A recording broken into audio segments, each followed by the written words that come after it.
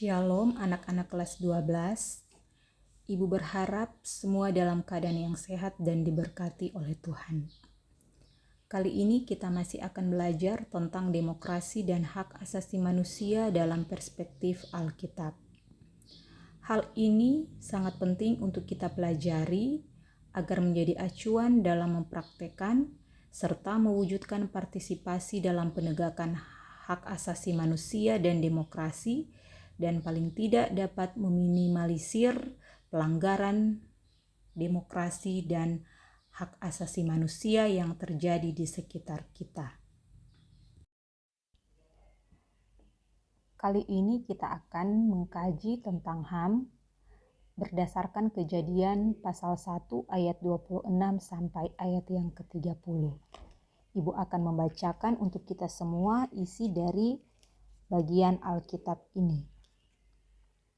Berfirmanlah Allah, baiklah kita menjadikan manusia menurut gambar dan rupa kita, supaya mereka berkuasa atas ikan-ikan di laut dan burung-burung di udara, dan atas ternak, dan atas seluruh bumi, dan atas segala binatang melata yang merayap di bumi.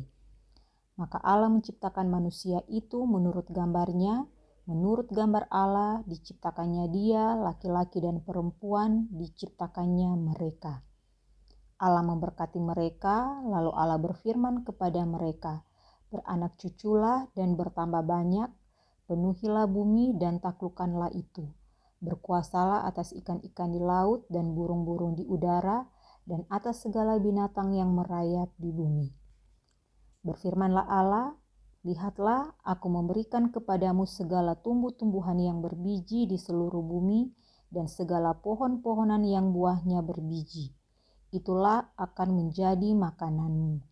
Tetapi kepada segala binatang di bumi dan segala burung di udara dan segala yang merayap di bumi, yang bernyawa, kuberikan segala tumbuh-tumbuhan hijau menjadi makanannya.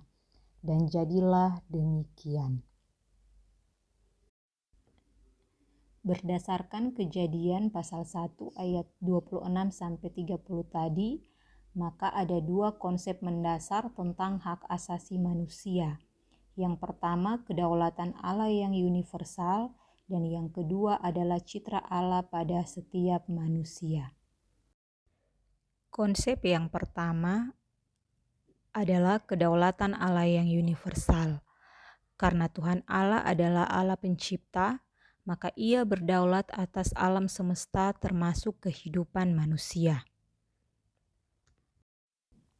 Jika dikaitkan dengan hak asasi manusia, maka tidak ada satu orang pun atau satu lembaga pun termasuk negara yang berwenang untuk membatalkan atau mengurangi hak-hak asasi manusia kecuali Allah sendiri.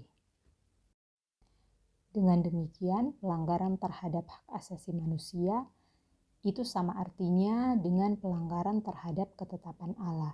Karena hak asasi manusia itu bersumber dari Allah itu sendiri.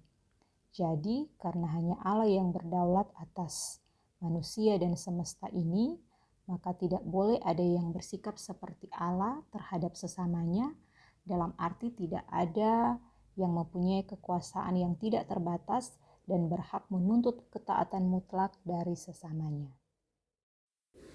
Seorang teolog yang bernama Jurgen Moltmann mengatakan bahwa kedaulatan Allah dalam diri manusia mencakup 4 dimensi, yaitu dimensi individual, dimensi sosial, dimensi ekologis, dan dimensi futurologis. Dimensi individual menyangkut martabat manusia sebagai seorang manusia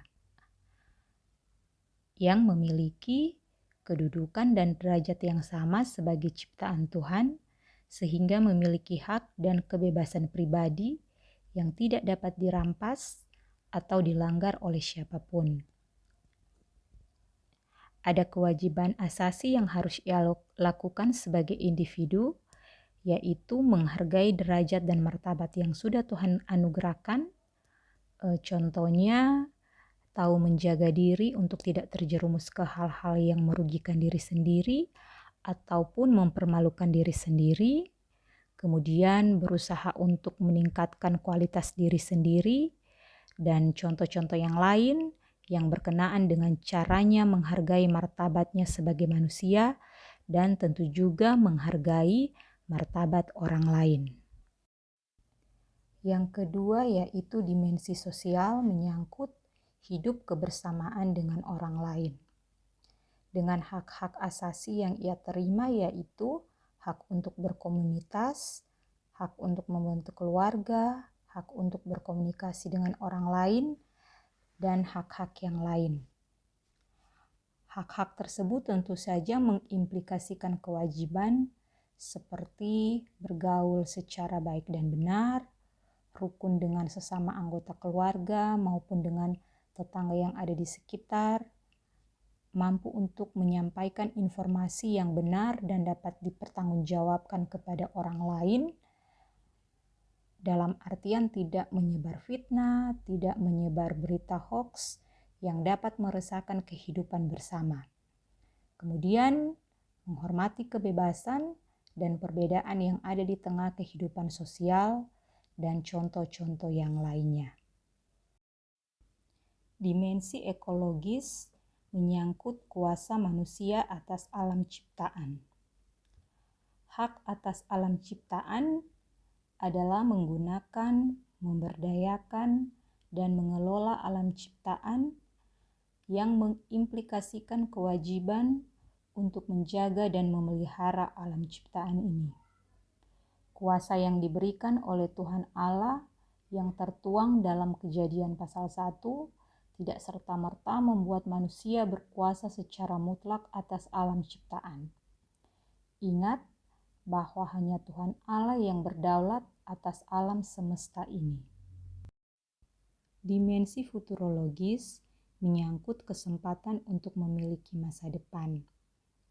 Artinya bahwa manusia itu memiliki hak untuk dapat mensejahterakan kehidupannya untuk masa depannya. Jadi, hak-hak yang dimiliki oleh manusia di antara lain adalah hak untuk memperoleh pendidikan, hak untuk memperoleh pekerjaan, mengembangkan keterampilan atau skill yang dia miliki yang berguna bagi masa depannya. Dimensi ini mengimplikasikan kewajiban dan tanggung jawab atas kesejahteraan generasi-generasi yang akan datang. Hak-hak dari generasi-generasi yang akan datang dapat kita jamin dari saat sekarang ini. Yang dapat kita lakukan adalah misalnya kita dapat berhemat dalam menggunakan air, tidak mengeksploitasi hasil bumi secara berlebihan, dan juga menjaga supaya lingkungan tetap hijau. Mengapa hal seperti ini harus kita lakukan di masa sekarang ini agar anak cucu kita di masa depan masih bisa menikmati air yang berlimpah, udara yang segar, dan hal-hal yang baik seperti yang kita nikmati atau jalani atau miliki di masa sekarang ini.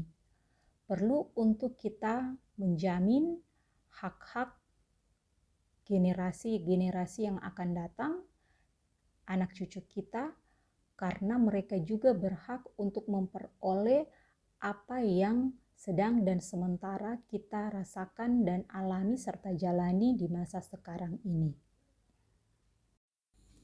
Jadi dimensi futurologis sangat erat kaitannya dengan dimensi ekologis, karena ketika kita menjaga dan memelihara lingkungan alam semesta ini, maka itu akan menjadi jaminan bagi anak cucu kita di masa depan.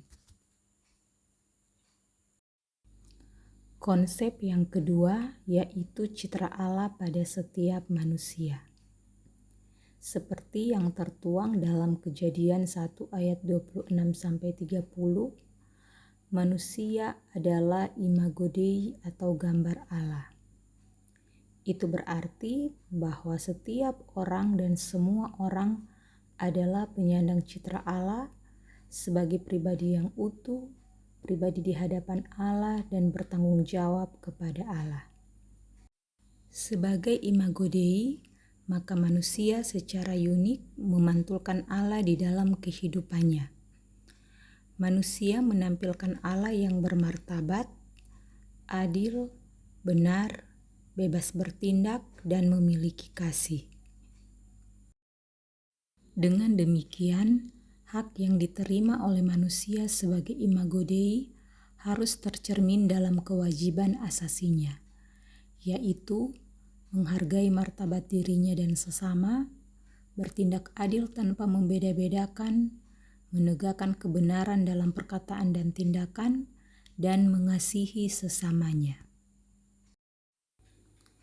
Dari kedua konsep ini, yaitu kedaulatan Allah yang universal dan citra Allah pada setiap manusia, maka manusia tidak hanya diberikan hak asasi oleh Tuhan Allah, tetapi juga kewajiban asasi.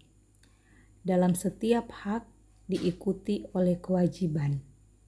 Penekanan terhadap kewajiban adalah penting sebagai perimbangan terhadap hak asasi dan demokrasi, karena manusia cenderung menuntut apa yang menjadi haknya, tetapi lupa apa yang menjadi kewajibannya. Ingat bahwa hak tanpa kewajiban adalah kesewenang-wenangan, dan kewajiban tanpa hak adalah perbudakan. Ketika seseorang hanya menuntut haknya, tanpa ia menjalankan kewajibannya, maka ia bertindak sewenang-wenang. Sedangkan apabila ia sudah menjalankan kewajibannya, tetapi haknya tidak dipenuhi, maka itu sama artinya ia sedang mengalami penindasan atau perbudakan. Hal terbesar yang memicu terjadinya pelanggaran terhadap hak asasi manusia dan demokrasi adalah terjadinya ketidakseimbangan antara pemenuhan hak dan pelaksanaan kewajiban. Sehingga untuk meminimalisir terjadinya pelanggaran HAM dan demokrasi di sekitar kita, maka hak dan kewajiban asasi harus berjalan secara bersamaan dan seimbang.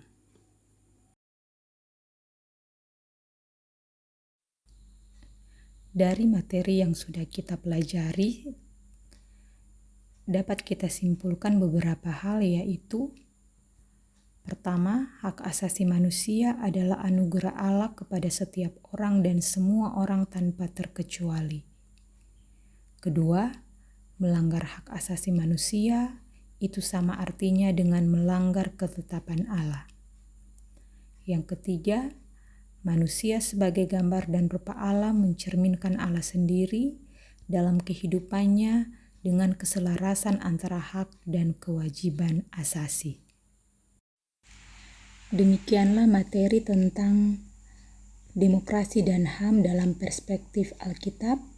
Kiranya materi ini dapat bermanfaat, khususnya bagi seluruh peserta didik kelas 12. Terima kasih, Tuhan Yesus memberkati.